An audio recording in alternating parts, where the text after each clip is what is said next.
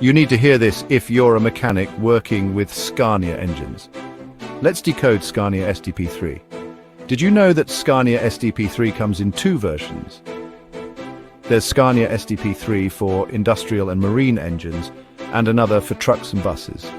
Scania SDP3 Industrial and Marine is a powerful tool for diagnosing and configuring engines used in industrial and marine applications. If you work with Scania's marine or industrial engines, this version is an essential tool.